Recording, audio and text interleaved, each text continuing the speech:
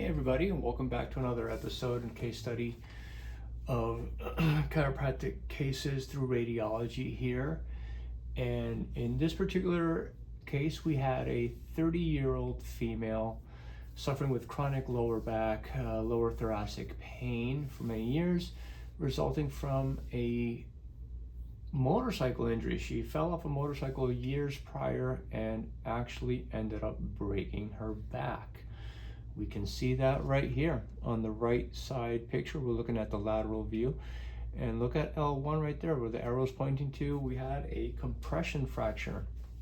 She lost about 1/3 of the vertebral body height of that L1 vertebrae on the front, and ever since then been experiencing some ongoing back pain. Nothing too debilitating, still able to go about her daily life and go about doing all her routines and activities and work, but just complaining with some aches and pains as a result of that. In the AP view, or P to A, we see how that wedging affects the alignment right there, L1 to the right. We also have some incidental pelvic tilting. If you look down here, you'll see how the right side's a bit higher than the left. That affects how we distribute body weight, one foot to the other foot, develops muscle imbalances over time. But the main issue is that L1, this affects alignment going upwards, and so it affects the thoracic spine as well. Now she does respond very good to chiropractic adjustment. She gets a lot of relief from this.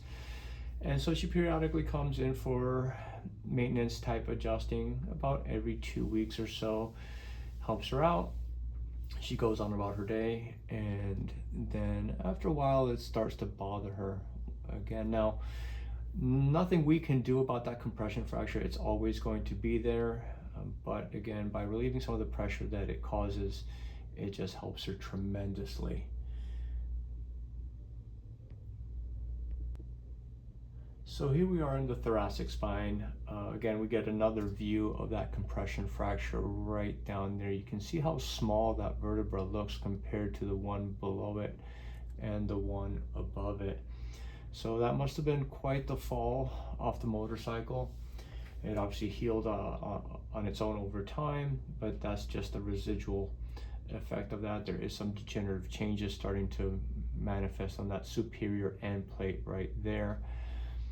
But yet again, another case of chiropractic adjusting, just relieving some of the aches and pains that are there, that unfortunately she is, going to have moving forward. We can't really fix that. There are some surgical procedures like arthroplasties, but that usually takes place in a different patient demographic. And again, it's rare to see these compression fractures in a person this young.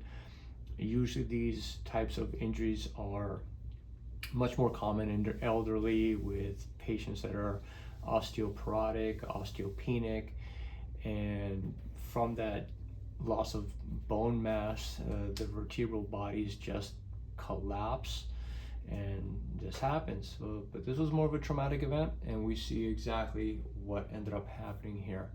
So hope you guys enjoyed just seeing what an actual compression fracture looks like, and you have it right there.